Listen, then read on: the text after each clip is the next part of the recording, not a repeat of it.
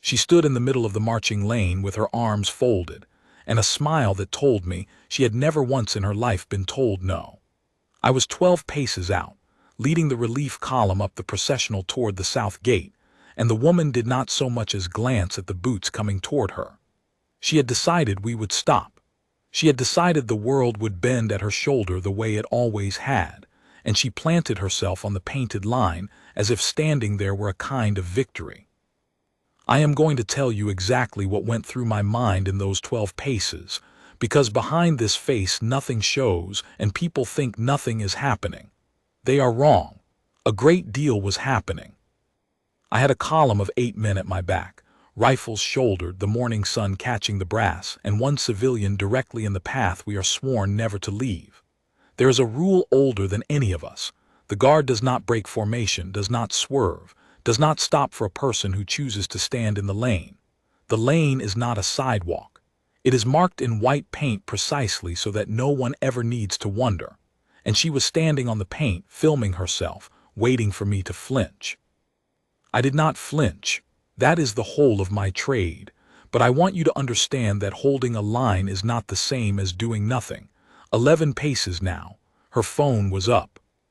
A small crowd had gathered along the rope barriers, tourists with their cameras half raised, sensing the way crowds always sense it that something was about to happen, and not yet knowing what. "You're going to have to go around," she said to me loud for the phones. "I'm not moving. I have every right to stand here." 10 paces. I said nothing because I am not permitted to speak on the march, and because nothing I could have said would have reached a woman who had already written the ending in her head. In her version, the toy soldier swerves, mutters an apology, and she posts the clip by lunch with a caption about putting men in fancy hats in their place. I had seen the type before. Not her exactly, but the shape of her. The certainty. The way some people move through the world expecting it to be furniture, arranged for their comfort, and treat any object that fails to move as a personal insult. 9 paces. The sergeant's voice came from somewhere behind and to my right, the old call that has cleared that lane for longer than the woman had been alive. "Make way for the guard." 2 words of warning and 2 of command, delivered flat, no anger in it, because anger is for people who are not sure they will win. She laughed. She actually laughed and turned her phone to catch her own face laughing. "Or what?" she said. "You'll march into me, go ahead, I'd love to see you try, I'll own this whole street." 8 paces. Here is the thing she did not know, the thing almost nobody in that crowd knew, and the thing that makes me tell this story at all. The processional is not a quaint old custom we perform for visitors. That column behind me was a relief detail, yes, but on that particular morning we were also the timed escort for a movement she could not see and was not cleared to know about. The lane had to be clear at a fixed minute, not approximately clear, clear. And the longer she stood there grinning into her own camera, the closer we came to a decision that had nothing to do with her dignity and everything to do with duty. 7 paces. I will be honest about the temptation, because a man who pretends he felt nothing is lying to you. There is a small, low voice in every disciplined man that says, "Just nudge her. Just let the column flow around her and let her have her clip and her little triumph and be done."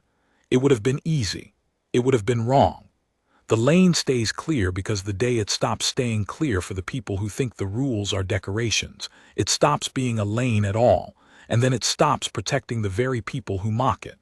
So I held the line, and the line held me, and we came on. 6 paces. The sergeant gave the call again, and this time he added the part the rule provides for when a warning has been ignored. "Clear the lane. This is your final warning. Step behind the barrier." Still flat. Still no heat. But the crowd heard the word final, and the cameras came all the way up, and the woman's smile flickered for the first time. Just a flicker. The way a flame leans when a door opens somewhere in the house. "You can't talk to me like that," she said, and her voice had lost the laugh. "Do you know who I am? I'll have your job. I'll have all your jobs." She was looking past me now, past the column, looking for someone in charge, the way her kind always does the moment the furniture refuses to be furniture. There is no one in charge that she would have wanted to meet. The person in charge was the rule, and the rule does not take meetings. 5 paces. I want to slow this down, because everything that mattered happened in these last 5 paces, and most of it happened inside the stillness. People think the dramatic thing is the shouting. The dramatic thing is the silence. 5 paces from a woman who has just realized that the wall she chose to lean against is in fact moving, on a fixed schedule, toward the exact spot where she is standing, and is not going to apologize for it. She held her ground anyway. I will give her that much, though it is the kind of credit you give a man who keeps his hand on a hot stove to prove he is not afraid of heat. She squared her shoulders and lifted her chin and pointed her phone at my face from arm's length, so close I could see my own reflection in the lens, a strip of red and a band of black and a face that gave her nothing. "Look at him," she said to the camera, to the crowd, to whoever she imagined was on her side. "Just a man playing dress-up, won't even look at me, won't even." 4 paces. And here for the first and only time I broke a small piece of protocol, and I have never once regretted it. I did not stop. I did not speak. But I moved my eyes, just my eyes. I brought them down off the fixed point above the gate, and I let them rest for 1 full second directly on hers. Not a glare, not a threat. Just a man finally looking back at her. Letting her see that the wall had a person inside it, and that the person had decided exactly nothing was going to change. I have wondered since what she saw in that second. Whatever it was, the smile went out of her completely, and the chin came down and the phone wavered. Because for the first time in this whole performance, she understood that she was not in a video she controlled. She was standing on a white line, in the path of 8 disciplined men on a fixed schedule, having ignored 3 lawful warnings, with every camera on the street pointed not at the brave woman teaching the toy soldiers a lesson, but at her. 3 paces. And that is when the sergeant said the 4th thing, the thing the rule keeps in reserve for exactly this moment, the thing I had been waiting and dreading and hoping he would not have to say. He said it to the 2 men flanking the rear of the column, the ones whose duty on the march is precisely this. Detail, remove the obstruction. Lane stays clear. I need to be careful here, because this is the part of the story people most want me to make ugly, and it was not ugly. It was the opposite of ugly. It was the most disciplined thing I have ever watched 2 men do. The 2 who stepped out of the rear of the column were named Pell and Aldrich, though their names are not the point. What matters is how they moved. They did not lunge. They did not grab. They came around the flanks of the march at an even pace, 1 to each side of the woman, and they did the thing we drill until it is boring, which is to make yourself a fact rather than a fight. A man who shoves invites a shove back. A man who simply becomes a wall, calm and unhurried and impossible to argue with, invites nothing, because there is nothing there to push against. "Step behind the barrier," Pell said to her, very quietly, so quietly the cameras strained to catch it. "We will walk you there. No one is going to touch you if you walk." She did not walk. Of course she did not walk. She had built her whole morning on the certainty that men in red could not lay a hand on her, and she clung to it the way a gambler clings to a losing hand, sure the next card saves him. "Don't you dare," she said. "Don't you dare touch me. I will sue every one of you into the ground. I will end your careers. I will." 2 paces. The column was still coming. I was still leading it. And I want you to hold both of those things in your head at once, because that is the whole engine of what happened. The men removing her were not the men marching at her. The march did not slow for the removal.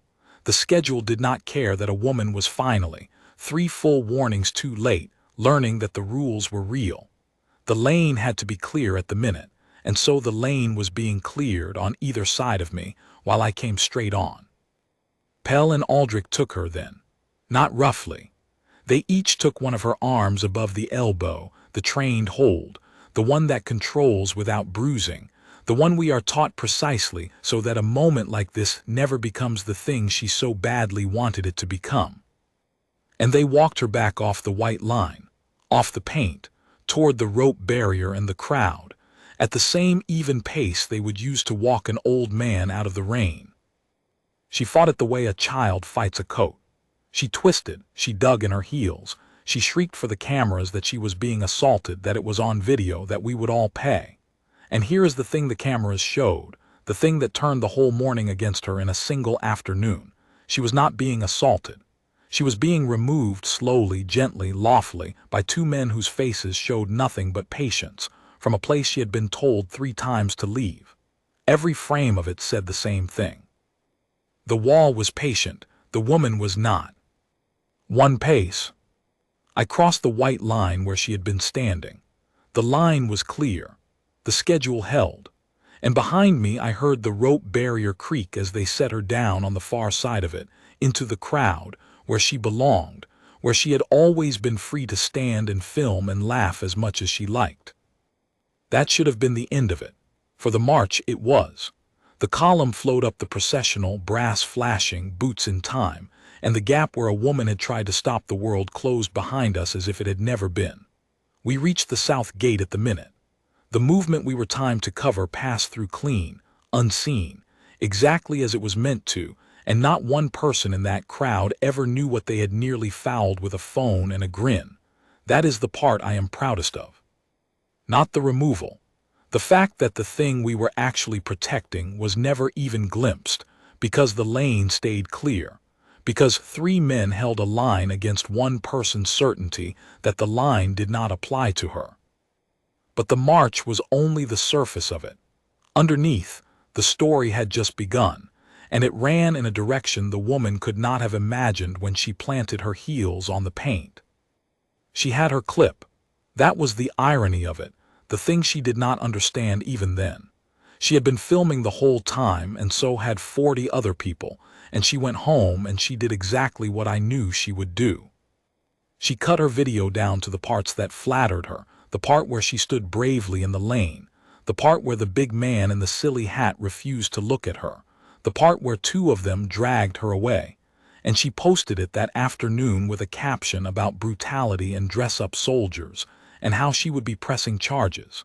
She wanted the world to see a woman bullied by the state. She was very good at this. She had, I would later learn, done versions of it before, in restaurants and on airplanes and in shops, and it had always worked, because the people she filmed were ordinary people who could not afford a fight and apologize to make her go away. We are not ordinary people, and we do not apologize to make a thing go away, because the thing does not go away. The thing is the lane, the thing is the rule, and the rule, it turns out, comes with cameras of its own. By that evening her clip had done what she wanted. It spread. Hundreds of thousands of people watched a brave woman stand up to the heartless guard, and the comments filled with outrage, and she sat at home, I imagine, watching the numbers climb, certain she had won again the way she had always won. She did not yet know about the other 40 cameras. She did not yet know that the crowd along the rope barriers had filmed the same scene from 40 angles, and that those angles told a completely different story, the true one, and that the people who had stood at those barriers were already posting it. The first of the other videos went up that same night. It showed what her cut had carefully removed, the 3 lawful warnings, flat and unhurried, the laugh, the "do you know who I am?", the phone shoved in my face, and then the removal, patient, gentle, the trained hold, the even pace, 2 men walking a screaming woman to a barrier without once losing their composure while she lost all of hers. Side by side, her video and the true one were not 2 views of the same event. They were a confession and the evidence that convicted it. By morning, the true videos had passed her cut and kept going. By the second morning, it was not even a contest. The thing she had built her whole life on, the certainty that she controlled the frame, that her version was the only version, that the camera was always on her side, had failed for the first time in public, in front of more people than had ever watched her win. And the rule had not lifted a finger to make it happen. The rule had simply done what it always does, which is stay exactly the same while the person testing it falls apart, and let the cameras sort out the rest. I would like to tell you I felt vindicated that morning. The honest truth is I did not think about it much at all. I had a post to stand. But the sergeant, who had given the 4 calls in that flat, unhurried voice, said one thing to me as we changed the guard that I have kept ever since. He said she thought the lane was about her. It was never about her. That's why she lost. He was right, and he was not finished being right, because by the 3rd day the story had reached the one place the woman truly did not want it to go. It reached the people who paid her. I did not know, when she stood on the white line, that she was not merely a woman with a grudge against men in red. I learned it the way the rest of the country learned it, from the people at the barriers who recognized her. She was, it turned out, a person of some small fame, a presenter, a face that sold things, a woman whose entire living depended on companies believing that crowds liked her. She had built a career on being the one the camera loved. And she had just handed the country 40 videos of the camera, loving the men she tried to humiliate instead. The trouble for her was not that people were angry. People are angry every day, it passes by lunch. The trouble for her was that the true videos were not outrageous, they were calm. That is what made them deadly. Outrage burns out. Calm does not. People watched 2 men walk a screaming woman to a barrier without raising their voices, and then they watched her own video, the one where she called it brutality, and the gap between the two was the most damning thing in the world. It was not that she had broken a rule. It was that she had lied about it, on camera, to an audience of hundreds of thousands, and the truth had been sitting in 40 other pockets the whole time. The first company to drop her did it quietly, the 2nd day. A line about no longer continuing the partnership. Then another. Then the words "in light of recent conduct," which is the polite phrasing for "we have seen the other 40 videos." By the 3rd day, the woman who had stood in the lane certain she would own the whole street found that she did not own very much at all, and that the thing she had owned, the trust of people who put her face on their products, had walked off the same way she had been walked off the paint. Patiently, lawfully, without a hand raised. I want to be careful here, because this is the part where a story like mine can go wrong, where it can start to enjoy a person's ruin, and that is not honor, and it is not what I felt. I did not celebrate her losses. I have stood enough posts to know that a person who has built a life on never hearing the word no is underneath the certainty, a kind of frightened of the one moment the certainty fails, which is exactly the moment that arrived for her on the processional. I did not pity her either. Pity is what you give a person who could not help it, and she could have helped all of it 4 separate times by taking 1 step behind a rope. But I did not gloat. The lane does not gloat. The lane simply is, and the people who run into it find out what it is made of. She tried, of course, to fight the tide. Her kind always tries, because the certainty does not die quietly. She posted again, longer this time, tearful, about how the videos had been edited against her, which was true in the precise opposite sense she meant, because it was her own video that had been edited and the 40 others that had not. She talked about her rights. She talked about pressing charges against the guard for assault, and for a day or 2 there was a flurry about it, lawyers named, statements promised. And here is where the institution behind me did the one thing it does that the woman had never once accounted for, because people who think the rules are decorations never account for it. It did nothing dramatic, and it did everything correctly. There was no convoy. There were no units in the street. The guard does not answer a lie with a show of force, because a show of force is exactly the frame she was hoping for, the heartless state crushing a brave woman. Instead, the guard answered the way the guard always answers, which is with the record. A short, flat statement went out, the kind we never bother to make, and made this once only because she had forced the question into the open. It did not call her names. It did not defend the men by attacking the woman. It simply stated the facts of the processional, the purpose of the marked lane, the 3 lawful warnings given, the standard of the removal, and the fact that the entire sequence was captured on the guard's own record and on the records of the public, all of which were available to any authority that wished to review them. That was all. 4 sentences and an offer to show the truth to anyone who asked. It ended the assault claim in a single day. You cannot press a charge of brutality into the teeth of 40 videos, and an institution cheerfully inviting the court to watch every second. Her lawyers, I am told, stopped returning her calls about as fast as her sponsors had. The thing she had counted on her whole life, that her version would be the loudest, and the loudest version wins, met, for the first time, an opponent that did not care how loud she was, because the quiet truth outlasts noise the way stone outlasts weather. By the end of that week she had taken her own videos down, all of them. The brave woman cut, the tearful follow-up, the threats.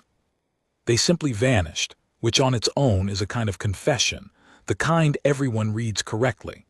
The crowd's videos stayed up because the crowd had nothing to hide. And so the only record of that morning that survived was the true one, the one she had fought hardest to bury, the one that showed, from 40 patient angles, a woman learning in real time that the lane was real. I thought when her accounts went dark that the story had finished. I was wrong about that too, and it is the last turn of it, the one that taught me the most. About 10 days after the processional, an envelope reached the barracks, addressed by hand to the men of the relief column, South Gate. We do not get much hand-addressed mail. The sergeant opened it at the long table and read it twice before he passed it down. It was not from the woman. It was from a man who said he had stood at the rope barrier that morning with his daughter on his shoulders, close enough to hear every word. He had filmed it. His was one of the 40. And he wrote to say that his daughter, who was small, had watched the whole thing and afterward asked him a question he had not known how to answer, and that he had been turning it over for 10 days and finally decided we should be the ones to answer it. His daughter had asked, why didn't the soldiers get angry? The sergeant set the letter down and looked around the table, and for a long moment none of us said anything, because it was a better question than anything the woman had shouted, and it deserved a better answer than we usually give the public, which is no answer at all. And then the youngest man at the table, Aldrich, who had walked her to the barrier with a hold that did not bruise, said the thing that I think is the truest thing anyone said in the whole affair. Because angry is what she wanted, he said. Angry is the only way she could have won.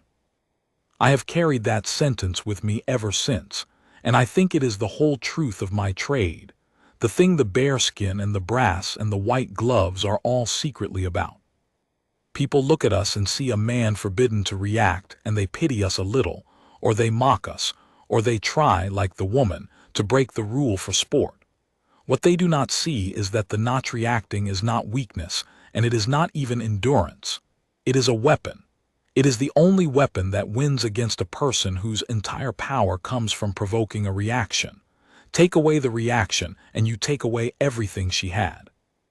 She came to the lane with one tool, the ability to make a man lose his composure on camera, and she met 11 men who had spent years making sure that tool would not work, and so she had nothing, and so she lost.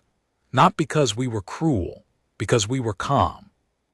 That is the part I wish the woman could have understood, though I doubt she ever will, because understanding it would require her to give up the certainty, and the certainty was the only thing she truly owned. To her, my stillness was an insult, a man refusing to acknowledge her, refusing to be furniture for her video. To me, it was the opposite of an insult. It was the most honest thing I could offer her. I was telling her, with my whole body, the one true thing nobody in her life had ever told her plainly. The world is not arranged for your comfort, and these boots will not stop because you have decided they should. The sergeant kept the man's letter. He pinned it inside the door of the duty room, where every man who comes on shift reads it without meaning to, and where it still hangs. Why didn't the soldiers get angry? It is a better training manual than the training manual. A new man came to us a season later, eager and quick-tempered the way the young ones are, and he asked the sergeant once, frustrated after a long shift of tourists testing him, what the point of all the stillness was, why we were not allowed to set a single rude person straight. The sergeant did not lecture him. He just walked him to the duty room door and pointed at the letter and let him read it, and then he said, "Read it again next time someone wants you angry." And that was the whole of the lesson, and the boy never forgot it. I think often about how close it came to going the other way. Not the removal, that was never in doubt, the men were trained, the hold was clean. I mean how close it came to becoming her story instead of the truth. If even one of us had pushed instead of walked, if even one of us had answered her shouting with shouting, if I had let the temptation in those last paces win and shoved her aside with the column, given her the one frame she needed, a soldier's hand striking out, her body knocked back, she would have won everything. The sponsors would have stayed. The country would have rallied to her. The lane would have become, in the public mind, exactly the cruel thing she said it was, and the next person who wanted to test it would have stood a little more boldly, and the one after that bolder still, until the line meant nothing and protected no one. The whole edifice of it, the reason a marked lane on a stone road keeps people safe, rests on the men in it being too disciplined to give a provoker the single thing she needs. That is not a small thing. That is the entire thing. And it held. 8 men and a sergeant on a fixed schedule, and it held against a woman who had broken people far better positioned than us, because she had never once in her life run into something that simply would not react. The lane stayed clear. The movement passed clean. The truth surfaced on its own in its own time from 40 honest cameras, and it carried the day not because anyone fought for it, but because the truth, given a clear lane of its own, always outlasts the noise. I returned to that same stretch of the processional many times after, and I will tell you honestly that for a while there was a change in the crowd, though not the change you might expect. People did not jeer at us more. They were gentler. They stepped back from the white line before they were asked. Children pointed at the painted lane, and their parents explained quietly that you do not stand there, that the soldiers cannot stop, and the children nodded with the seriousness children give to true things. The woman, without meaning to, had taught the whole city the lesson she most refused to learn herself. The lane is real, and it is not about you. There was one afternoon, some weeks on, that I think of as the real end of the affair, though it had nothing to do with the woman at all. We were marching the same relief up the same processional, the same brass catching the same sun, and the lane ahead was clear the way it is supposed to be clear. And at the rope barrier stood a row of strangers, and among them a small girl on her father's shoulders. The father caught my eye. I am not permitted to react, but I am permitted to see, and he did not shout, and he did not film for the wrong reasons.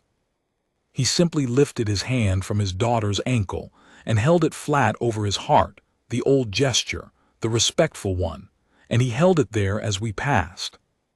I will never know whether it was the same man who wrote the letter. There is no way to know. But I let my eyes rest on him for the length of one stride, the same small breaking of protocol I had spent on the woman, and I gave him with my eyes the only thing I am free to give a citizen on the march, which is the acknowledgement that he was seen, and that it mattered. Then I fixed my gaze back above the gate and marched on, and the column closed up behind me, and the lane stayed clear, and the day was ordinary, and ordinary was the whole victory. Because that is what discipline buys in the end. Not glory, not the satisfaction of watching a proud woman fall, though she did fall, by her own 4 refusals and her own 40 cameras. Discipline buys ordinary. It buys a marching route where a man can lift his daughter to his shoulders and know the soldiers will pass without incident, where a painted line means what it says, where the rule protects the gentle precisely because it would not bend for the proud. The woman thought we were the obstacle that morning. We were the opposite. We were the thing that kept the road safe enough for her to stand in it and mock us. She just never understood that the safety and the discipline were the same thing, and that the day we lost one we would lose the other, and that a great many quiet people would be the poorer for it. There was a hearing in the end, though not the kind she had threatened. When her assault claim collapsed under the weight of the true record, a panel was convened, not to judge the guard, who had done nothing but its duty, but to put the question of the marked lane to rest publicly, so that no future provoker could pretend the matter was unsettled. I was asked to stand and account for the processional that morning. It is not a thing the guard is often asked to do. We are made to be silent, and being asked to speak felt, at first, like being asked to march out of uniform. But the sergeant told me to go, and to tell it plainly, and so I did. I will tell you what I told the panel because it is the cleanest version of the whole truth I have. They asked me why I had not simply stepped around the woman. A small swerve, they said, a moment's courtesy. Where was the harm? And I told them, the harm is not in the one swerve. The harm is in what the swerve teaches. The lane is clear because every man in it, every day, for longer than any of us has been alive, has refused the one easy swerve. The day a column bends for the person who plants herself on the paint to be filmed, the lane stops being a lane and becomes a suggestion, and a suggestion protects no one. I told them about the movement we had been timed to cover, the thing the woman never saw and never knew she nearly fouled, and how it had passed clean only because 3 men held a line against one person's certainty. And I told them the last thing, the thing the sergeant had taught me. She thought the lane was about her. It was never about her. That is why it held. The panel did not need long. They affirmed the lane, affirmed the warnings, affirmed the removal as measured and correct, and they did one more thing I had not expected. They put the question of the small girl into the record. Why didn't the soldiers get angry? And they answered it in plain language, for the country to keep. Because the guard's strength is restraint, and a man who can be provoked is a man who can be used, and the lane is safe precisely because the men in it cannot be used. I have read a great many official documents in my years. That is the only one I ever wanted to frame. The woman did not attend. By then she had gone quiet in every sense, her accounts dark, her partnerships ended, her version of the morning erased by her own hand. I heard much later that she left the city for a while. I do not know what became of her after that, and I have made my peace with not knowing. I hope, without much expecting it, that somewhere in the long quiet that followed her loud mourning, she sat with the simple arithmetic of it, 4 lawful warnings, 4 refusals, 40 cameras, and understood at last that she had not been beaten by cruel men in funny hats. She had been beaten by her own certainty, the moment it met a wall that would not flinch. That is the only justice the lane ever deals, and it is enough. I have stood that post in rain and in heat, and in the kind of cold that finds its way through the wool and into the bone, and I have been spat at and shouted at, and called every name a frustrated person can reach for when a wall will not argue back. None of it ever moved me, and I want to be clear about why, because it is the lesson under all the others. It is not that I felt nothing. I felt all of it. The cold, the insult, the temptation, the small low voice that says just this once. I felt every bit of it, the same as any man would. I simply did not let it out. That is the whole of the trade. And on the morning a woman planted her heels on the white line and bet her career that I would break, the not letting it out was not a cage I lived in. It was the only honest answer the lane could give her, and in the end, it was the answer that won. They still march that relief up the processional every morning to the same gate on the same fixed minute. The brass still catches the same sun.